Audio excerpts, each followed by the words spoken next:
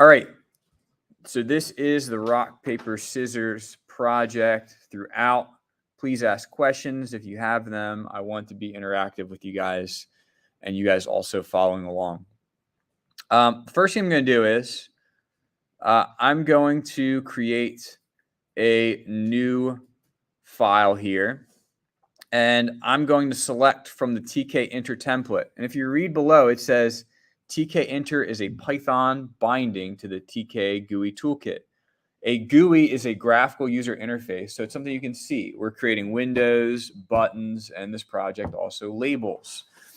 And tkinter is a bunch of code that someone written, packaged up. Someone wrote it down, packaged it up, and then gave it to us and said, here's the tkinter module that we can now use to make these things show up, and it's easier on us. So I'm going to name this, I'll just say RPS for rock, paper, scissors.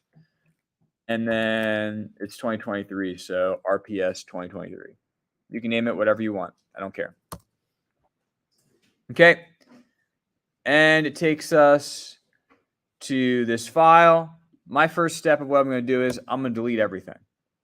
Okay. Delete everything. Now, before we get started in writing a program, I always like designing it and think about what I want it to look like. My steps in doing this. If you watch me go through my other videos in the past for other projects, do I just start at the very top and then just work down to the bottom and then I'm done? No, typically I don't. Typically I'll write code and then I'll change things and then I'll go in the middle of the project, edit something there, then go towards the end, then go back up to the top. So if you just wait to the very end and you go to the very end of the project and you just take a screenshot of it and write your own code, you're not going to learn anything. You're not going to learn the process of creating this because that's not how it's made. It does take time to make these projects. And if you don't know what you're doing and you're lost, talk to me and I can help you. Okay. So we're going to make rock, paper, scissors. The way I envision this of looking, right? I'm going to go ahead and, right, just design this, right? Imagine this is my like window, right? This is how I envision it.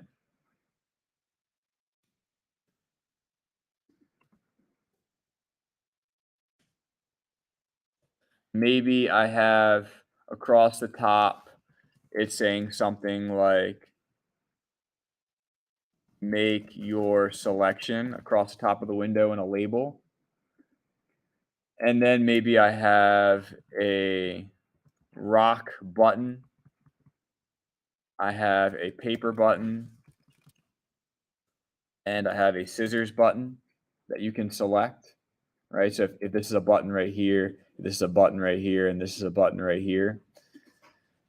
And then maybe I have like just the result, like, I don't know, for it to pop up and say something like you win or you lose or tie or something like that show up in this line right here. And then maybe in the last row, I can keep track of my wins, losses. I can say like wins equals a certain number, losses equals a certain number, and ties. Okay. So let's say I kind of want this. This is the way I want it to look like. And you can draw it out. I'm just making it look like this on here. So that way I have something in the same way in the, what's it called, in the tic-tac-toe project. I designed it to look something like I drew out the tic-tac-toe board before I started. This is just me giving a visual of maybe how I want it to look. Okay. So what does that symbol do? That hash symbol, it's a comment. So this is just what I want it to look like. All right, maybe it looks something like that. So this top, it'd be a label across the top there. This would be 3 buttons across in line 4, right? This would be a label here, and then close it with a label. So really, I would need 6 different widgets and create that in this project. Maybe I'll just take out this line right here. Okay. That's what I want my window to pop up and look like. That's just for me, my personal use. So if I'm starting off, the first thing I want to do is I'm going to import, I'll say from tkinter import, let's import everything. Okay. And my main window that pops up, a common way of just calling that window would be the root. And I access that from the TK class that was created. And then the last thing I want to do is I want to write my loop that goes through root.main loop. Some of you guys, like, I can tell how you guys are writing your code. There's like 3 different things that I see. Sometimes I'll see people as they're writing their code, they will get frustrated and then they'll just try and go to the final code and look at it and see what's different and then make changes. And then like everything be out of order because you may have put your main loop at the top and then you have like more code down here. And then what ends up happening is you're wondering, why aren't all these things below the main loop? Why aren't these happening? And it's because this should be your last line and everything else will be added in somewhere in here. Another common mistake, not adding parentheses at the end of main loop. You need parentheses, open and close. Okay. Even in my last class, when I went through this project, I had some students that just were calling things wrong, were using capital letters in the first iteration of it, and then later calling it by lowercase letters and wondering why it's not showing up. Those are mistakes made on your end. So as we go through this, please follow along. Tell me to slow down if I need to, but I'm going to go at this pace here. Okay, so I'm going to go ahead and design this first. The first thing I want to do is I want to make my label. So I'm going to go ahead and say, I'll just call this top label. And it will be a new label. It's going to be the top row. Right, so what goes across this top row here in line 2. I'm going to store it in the root. And the text for the label is going to say exactly what I have up there. Make your selection. Okay. Now, if I were to run this right now, would that label show up on my main window? No, why not? You forgot to hack it or right, I created it, but I haven't actually put it on there yet. It's like, imagine I wrote this thank you note to my mom. I wrote it, it's done, but now I have to deliver it and give it to her. If I just had this thank you note sit here and never gave it to her, she would never see it. So I have to actually use pack or grid. I'm going to use the grid method. So what's the difference between grid and place? Beyond the scope of this class. Okay. Yep. So if I have top label and I'm going to use the grid. Now look at this. This all shows up here across. You guys see this right here? This gray area. This all shows up. Why? What is all this? It looks like nonsense. It's to help you go through this.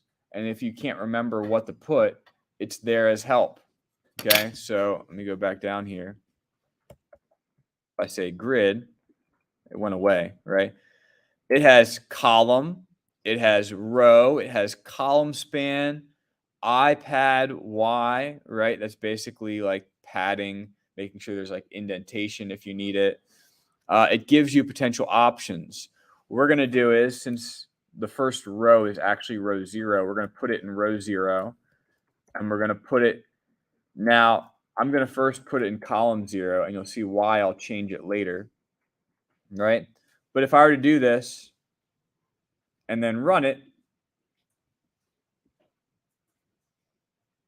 it says make your selection, right? Now, I want to then put 3 buttons below it. I have my label. I want to put 3 buttons. So I'm going to go ahead and create a button, and I'll call it the rock button. And I'm calling from the button class. Where does that button go? It's going to go in the root. And the text for that button is going to say rock. Okay. Now, if I run this program right now, will the button show up? No. Why not? I didn't use the grid. But before I do that, I'm going to copy this code from line 16, and I'm going to paste it once and paste it twice. Why did I do that? Yes. Yeah, there's 2 other options. There's paper and scissors. So in line 17, where it says rock button, what would be a better name for that?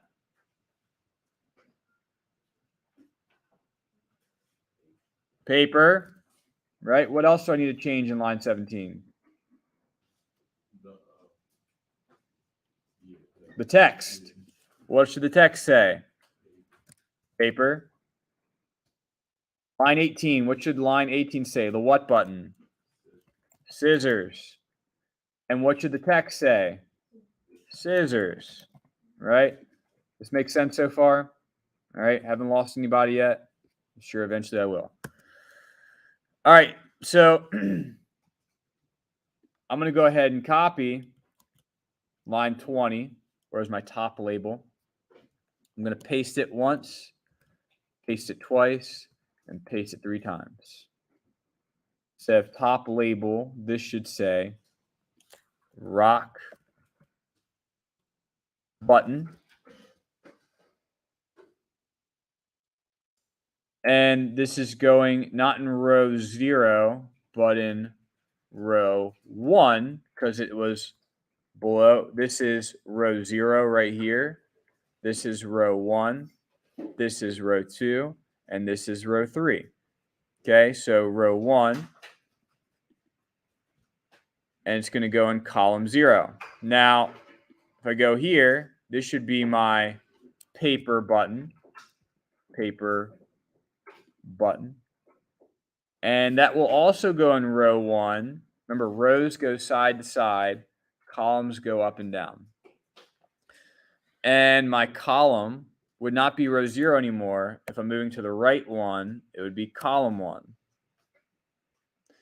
And the last thing I'm going to do is I'm going to take, in line 23 right there, I'm going to take scissors, button, and grid, not row 0. That would be row 1.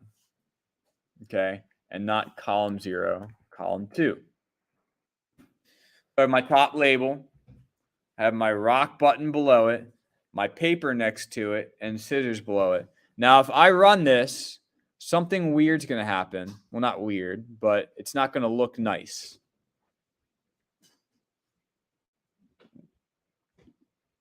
Let me zoom out further. What do I mean by it doesn't look nice? It's not what? It's not centered, right? What column did I put that label in? Excuse me. Column 0, yes. So it lines up with rock. Wouldn't it be nice if I had it in the middle of all 3 columns, like we did for the tic-tac-toe project? The way I can do that is, instead of saying top label dot grid row 0, I'm going to have, instead of column, I'm going to say column span. So it spans across. How many columns do I want? 3 columns. Okay. So now if I run it, it says make your selection, rock, paper, scissors. It looks nice. Mr. Nanz, I clicked on the buttons, they didn't do anything because we didn't add any functionality to it yet. We're just designing it, making it look okay now. Here's usually the process I usually go through. I make it functional, like the design functional, make it there. Then I go through and add actual functionality to it and make it work. And then at the end, I go back and like make it look pretty, right? So design it like a raw design, then add functionality to it and make sure it works. And then you can go back and add color and all these things to it, right? But right now, top label, 3 buttons. What do we have below that? We had a label for like if it says you win, you lose, or tie, right? So let's go through and create that label. So I'll create that label. I'll just say, maybe we'll call that result label. If you like won, lost, or tied. And the label will be in the root, but I'm going to leave it blank because we haven't won, we haven't lost, and we haven't tied yet, right? I just said there's no text to this. I just create a result label that's going to go right below the buttons, and it's going to be blank to start off. Eventually, it will say something. Then I'm going to grid it in there. I'll say result label dot grid.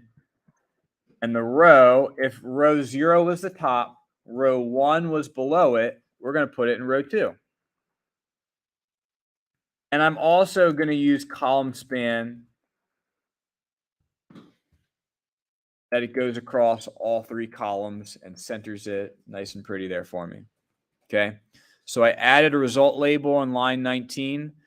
I then used the grid method in order to put it in a row and tell me how many columns it's going to span across.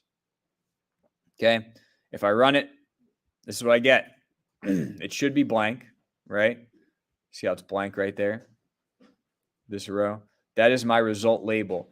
Eventually, once we play this game, I'm going to select rock, paper, or scissors. And then the computer will select either rock, paper, or scissors.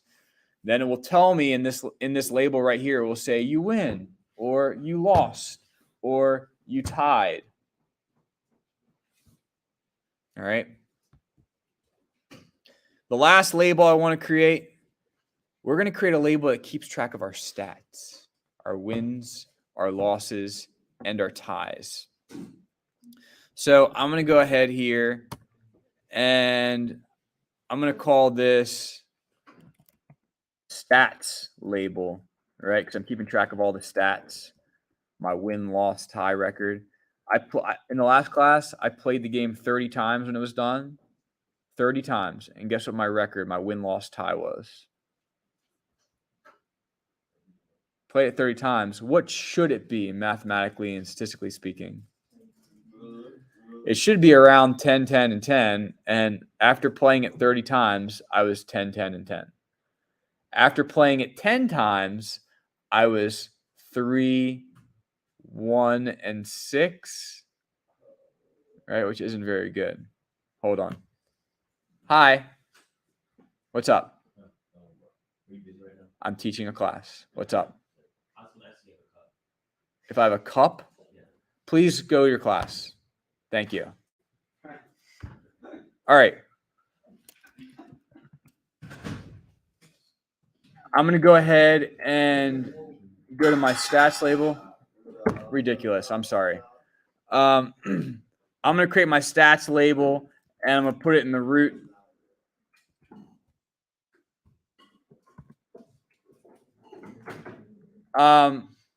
And what am I going to put in here? I'm going to put my wins. I'm going to start off with 0, right? Losses is 0, and ties is 0.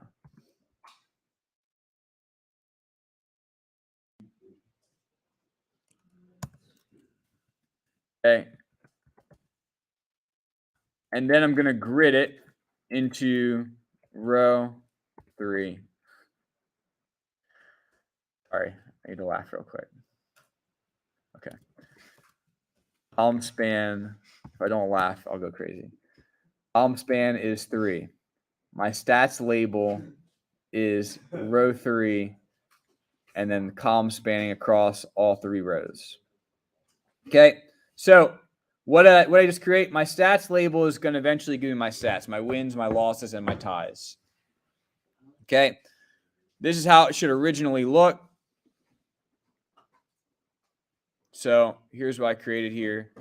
Make your selection, rock, paper, scissors.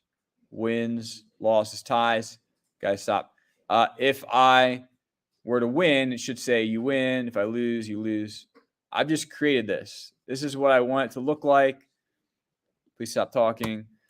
Let's say I also maybe want to change the title of it because it just says TK up here, right? Up in the top corner, it just says TK. I'll say root.title, and I'll say RPS for rock, paper, scissors. So now if I run it, it says RPS. Right? So now we're done like the raw design side, right? So I made it the way I want it to look. Now we have to start actually using our brain and thinking what we want to do. Okay? Some people love to design it. They'll make it look really nice and then get to this part and be like, I don't know what to do. So let's think. If I'm playing this game and I select rock, how will it determine whether I won or not? Right? What else needs to happen? The computer probably has to choose, right? Good call. So let's say I want the computer to select a random choice. What module do we know of that can handle random numbers? The random module, correct. So I can go in here and I'll import line 12 here. I'll just say import random. Okay, we're eventually going to use it. We're going to use a random.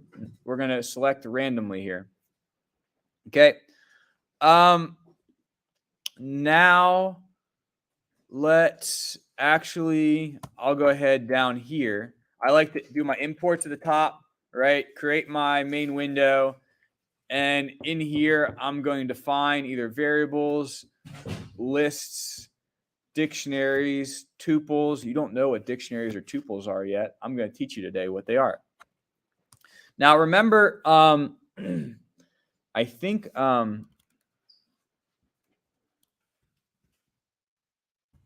before we talked a lot about lists. So I'm going to create it in list form first, right?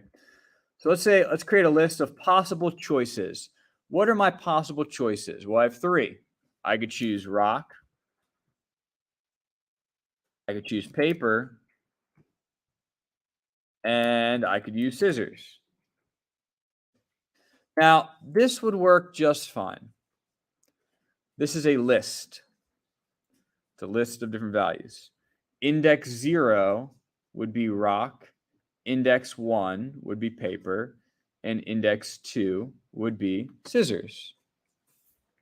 Now, the difference between a list and a tuple, a list can be edited. You can add things to a list. You can edit, configure different items in a list. But a tuple is pretty much a list that you can't change. You can't change the items in it. So a user couldn't go in and say, hey, I want to change rock to punch, right? I couldn't do that. And you really don't need to put it in a tuple, but we are learning about tuples, and it's considered the cousin of a list. It makes it so I can't change rock, I can't change paper, and I can't change scissors. And the way I do that, instead of square brackets, I put parentheses. Okay, so go ahead and do that. You don't ultimately need to do that, but since we're talking about tuples, this is what I'm starting with. Yes? Do tuples save memory? They do. They do. So whenever you have, good question. Whenever you have an opportunity to use a tuple, something that you know does not change, if we know something's going to change, it probably ends up storing some more memory, knowing that it can be appended, it can be added to and changed. But a tuple says, this is final. These are the items in here. We are not changing rock. We are not changing paper. We are not changing scissors. And we are not adding more items onto this list or a tuple. Yes. What's stopping me from changing it? Nothing. But it allows the user not to be able to change it, right? So from a security perspective, right? Let's say I have a list of Mo's grades, and Mo is a great hacker, and he goes in and realizes, hey, I can edit these, right? But if I were to instead put them into a tuple and you were to try to access it, it would say, sorry, these are final. You cannot change them. Okay. That's just a way of using tuples. We won't talk a ton about tuples this year, but it is a data structure that we will use throughout this class. Okay. So a list is in square brackets. Here's how you spell tuple. I like tuple. The U is a long U. Okay, tuple. And then, okay, let's create a dictionary called stats. And what a dictionary allows me to do is, by using curly braces, I can give each item, instead of just calling it by its index, I can also call it by a specific name. So let's say I want like wins to be equal to 0. And I want losses to be equal to 0. And ties equal to 0. Notice what I did was, you can use single or double quotes. I'm using single quotes now because later it might be an issue. I've had some students bring up questions and say, hey, why doesn't my code work? And it's because they use double quotes when they maybe should have used single quotes at the time. So you can use double quotes, that's fine. But wins, losses, and ties, I have this list, but now if I want to access how many wins do I have, instead of creating a wins variable and a ties variable and a losses variable, I can keep track of all of that in one data structure called a dictionary. And it's like, imagine you go into a dictionary, open up a real like dictionary, Webster's dictionary, and you're looking up the definition of what a cup is. And it will give you the actual keyword, right? The value, or sorry, what it actually is referring to, and then the actual definition of it. So in this case, imagine you look up wins in the dictionary and the actual value is 0. Okay, I look up losses in the dictionary and the actual value is 0, ties 0 as well. Okay, so that's a dictionary. Notice the curly braces. The curly braces are right above the square brackets. This is called a dictionary. All right, so I have my choices. I have stats, wins, losses, ties, etc. All right, now we want to create some functionality. I'm going to define a function first, starting off that let's see what I want to call this. Basically, maybe check winner. No, don't want to. Check the winner. No, I think before I check the winner, I want to say, I'll just call this user selections or selections. Sorry, I'm playing around with the naming of it. Okay, I'll just call this selections. And we will say the user selection. So I'll just call this the CPU selects. The value of that, I'll say random.choice. It's going to select a random value within choices. Okay, so what value does the computer select? It will select a random value between rock, paper, or scissors. So what this does is it randomly selects rock, paper, or scissors and stores it into what the computer selects. Okay, and then we'll say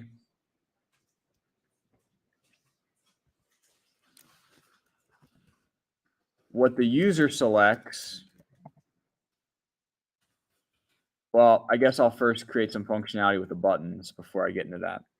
So if the user selects rock, right, I'm going to create a command that whenever you click that rock button, we're going to eventually pass information into it, an argument into it. So I'm going to use lambda with the colon. And what that allows me to do is create this little mini function in here.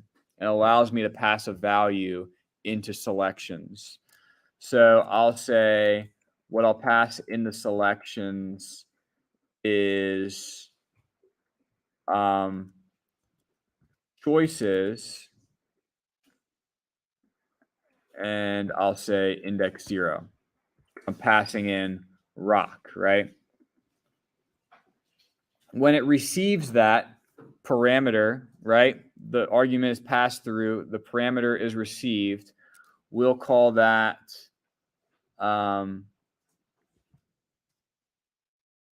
I'll just call that, you can call it whatever you want, but I'll just say user choice. Okay. And maybe I'll say,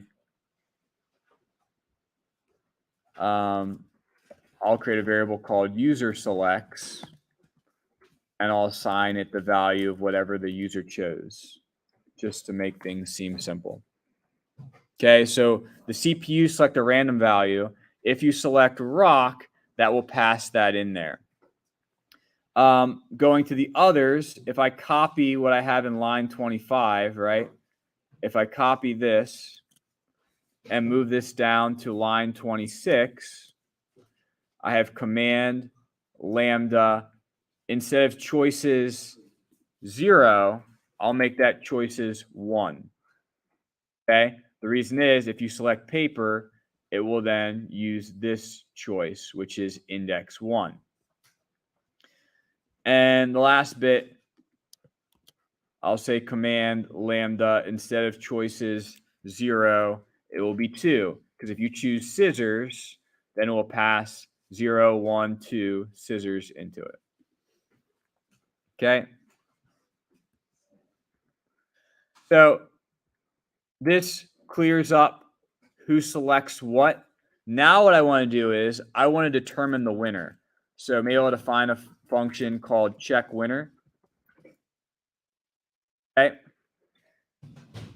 And inside of this function, I'm going to pass it whatever the CPU selects and also whatever the user selects. Wait. Sorry. I'll call this CPU. You guys good? Okay, it's every 2 seconds. Whatever the CPU selects and whatever the user selects.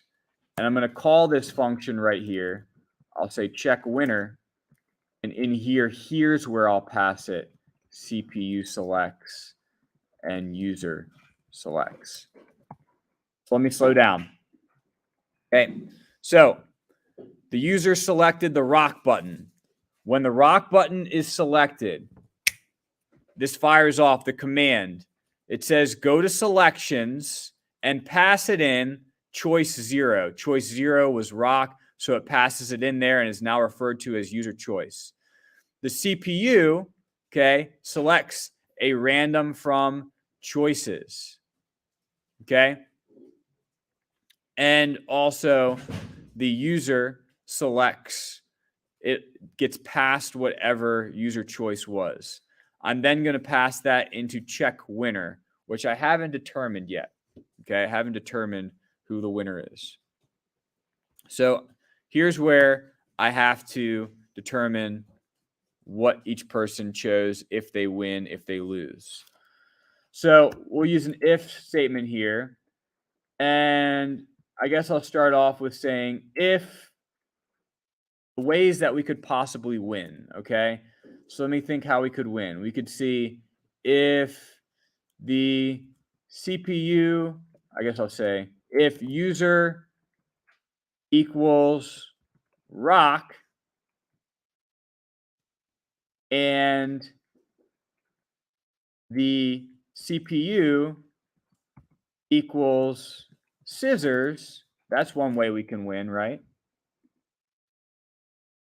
Or another way we can win is if the user is equal to paper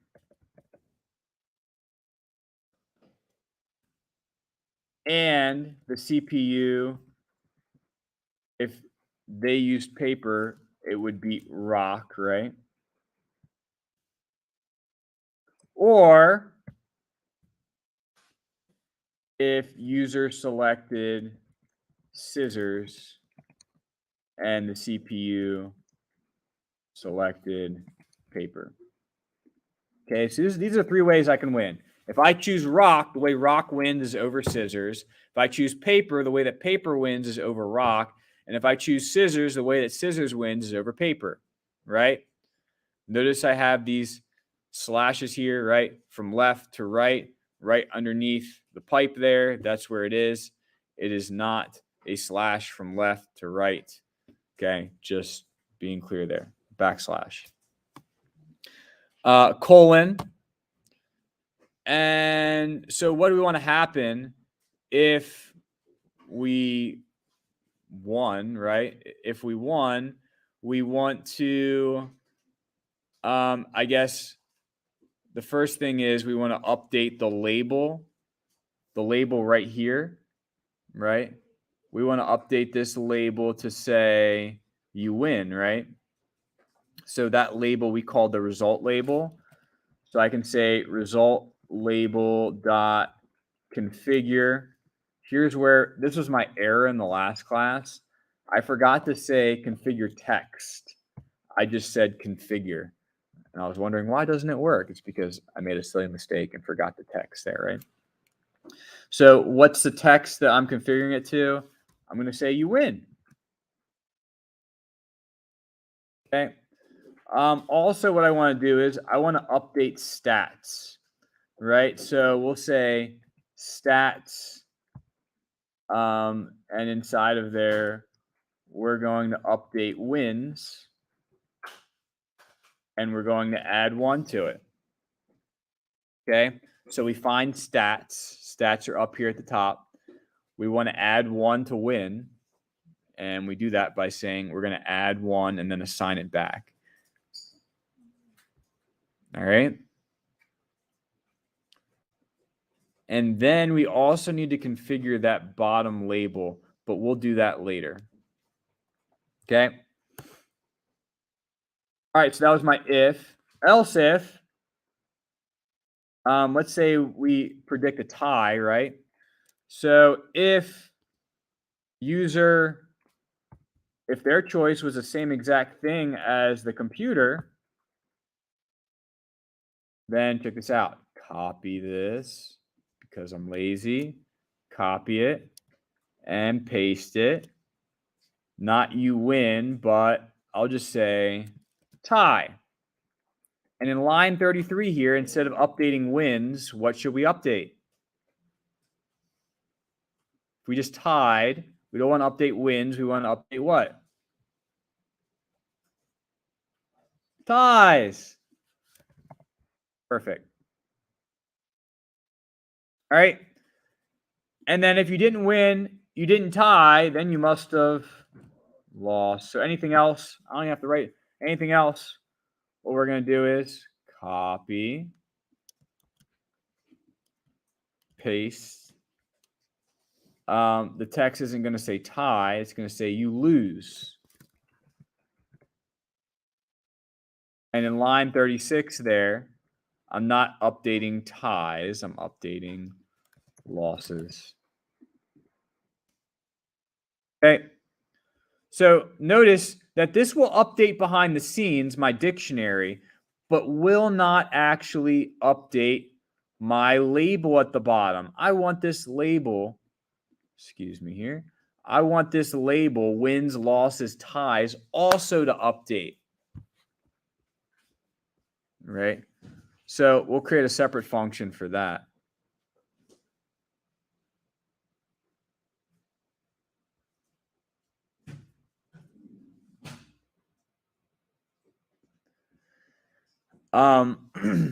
So let's just run it as is and see what happens. Rock. I get an error. It says scissors is not defined. Look what I did. Look at line 28. Look what I did. What should this be? What's that? Not parentheses. Quotation marks. Silly me. Run it again. Let's try now. I got a tie. Paper. You lose. Scissors. You win. Scissors. You win. Scissors. Tie. But it's not updating the bottom, right? I haven't gotten that far yet. This is all I have. Look. Rock. You win. Paper. You win. The dictionary is getting updated behind the scenes, but I'm not actually updating this label, right? That's the thing. You're like, wait, I'm updating. Like, it all works. Like, why isn't it showing up? It's because every time I run this, I then also have to update my label, right? So I have to create another function here. And this function is going to be called, I'll just say update. I should probably define it first. Update stats. Maybe that's what I'll call it. And when that happens, when I've used this function, I'm going to configure the stats label.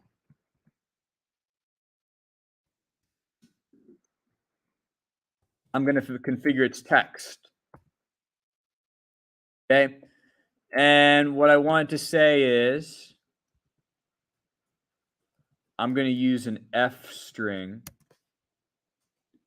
Okay. An F string allows me to, look, it says it right here.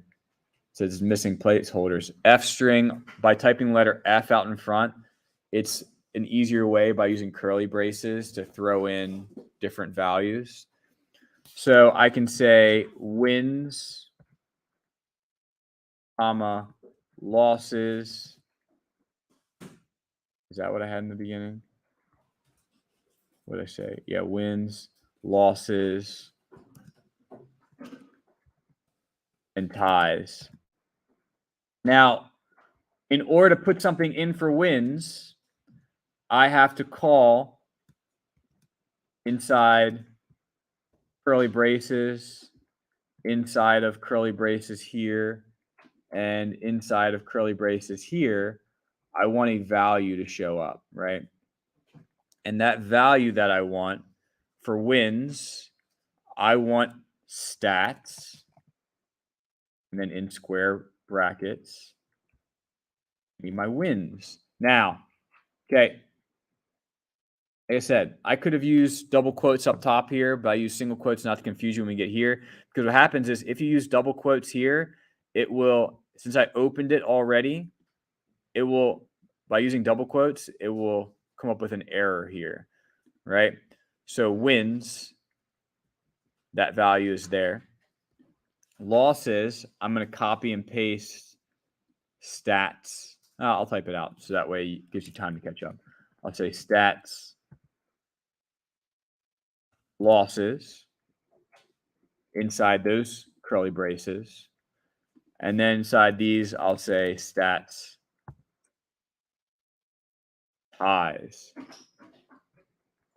Okay, so what in the world did you just do? You just used parentheses, curly braces, and square brackets all in one line. What did you just do?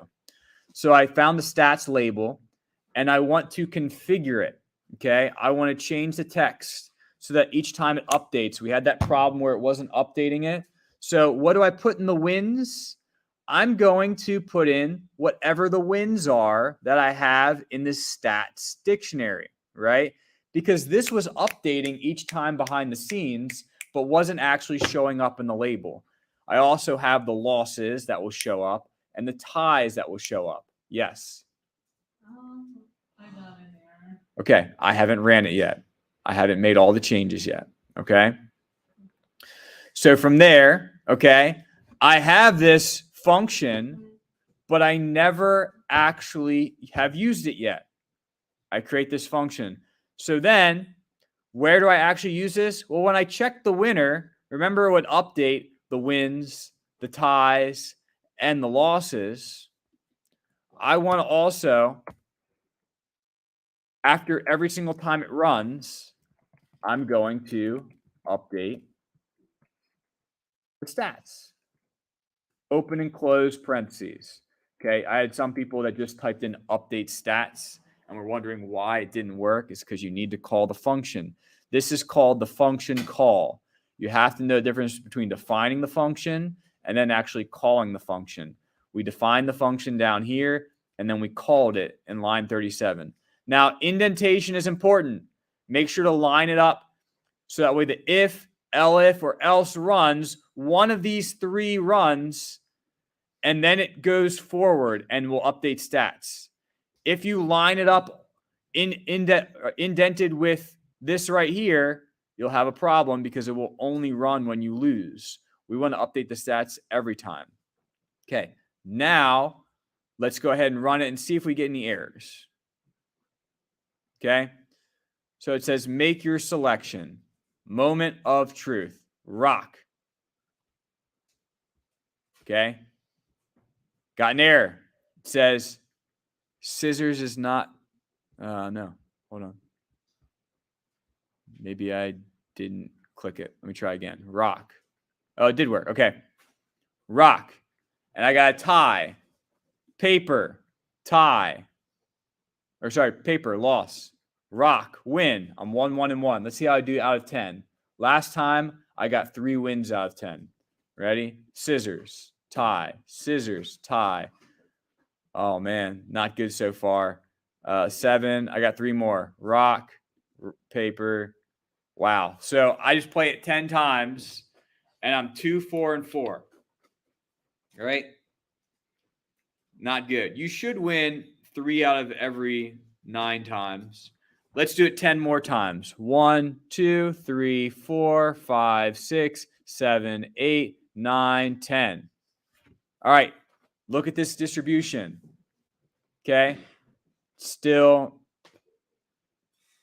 wins, losses, ties. They're about the same, right? They're not the same. They're around the same. Let's play 10 more times. 1, 2, 3, 4, 5, 6, 7, 8, 9, 10. Okay. I've now played 30 times. A lot of ties. Let's see it 10 more times. 1, 2, 3, 4, 5, 6, 7, 8, 9, 10. Okay. This is my distribution so far. Okay. This works for me. So let's walk through and see exactly what I did. Okay. Now, notice when I wrote this code, I did not start at the top and just go down to the bottom and just write it like that because it would make no sense. And some of you are writing code like that and going to the very end and writing it like that and wondering, why isn't my code working? It's because you're not doing what you should be doing. That's not how you write code. Okay. You don't start at the top and just go right down the bottom. You all right, John?